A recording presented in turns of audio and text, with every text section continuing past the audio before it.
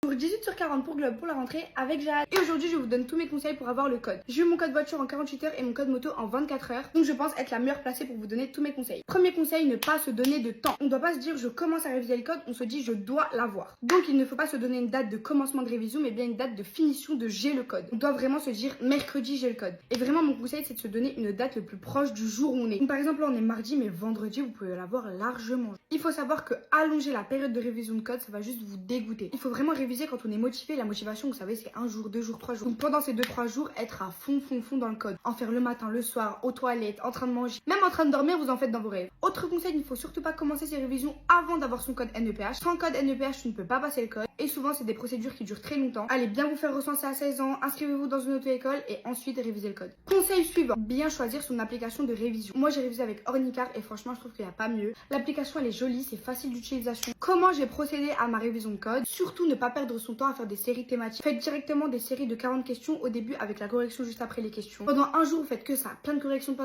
et dès le deuxième jour, vous faites que des examens blancs. Tu vas commencer à comprendre les formulations. Certaines formulations, tu sais qu'il y a plusieurs réponses. Bref, à force, tu vas d'être, tu vas voir et 2 jours, c'est largement suffisant. Il faut vraiment que tu sois déter sur un court temps parce que la détermination, ça dure pas des années. Conseil très important, ne dites à personne votre date de code. Ne dites à personne votre avancée. Ne dites même pas ouais, je suis en train de réviser le code, comme ça, il y a personne qui vous met la pression. C'est entre toi et toi-même. Tu le rates, c'est pas grave, tu l'as, tant mieux. En dernier conseil que je peux vous donner, c'est de ne pas passer le code à la poste. Je comprends pas ces gens qui se donnent une chance pour réussir. J'ai plein de copines qui ont raté une fois et qui l'ont directement au bout de la deuxième fois. Donc je vous conseille de trouver dans votre ville, il y en a dans toutes les villes, des endroits où on peut passer son code plusieurs fois d'affilée. Du coup, au lieu de prévoir 30 €, tu prévois 60 €. Comme ça, si tu le rates une fois, bah, tu peux direct réenchaîner et pas repatienter. Et voilà, normalement, après avoir écouté tous ces conseils, crois-moi que d'ici fin de semaine, t'as ton code. Et surtout, envoie-moi une photo sur Snap ou sur Insta dès que t'as ton code. Je crois en toi, tu vas réussir. Et c'est un des premiers pas vers la vie d'adulte, le permis, wesh. Oh my god. Mouah.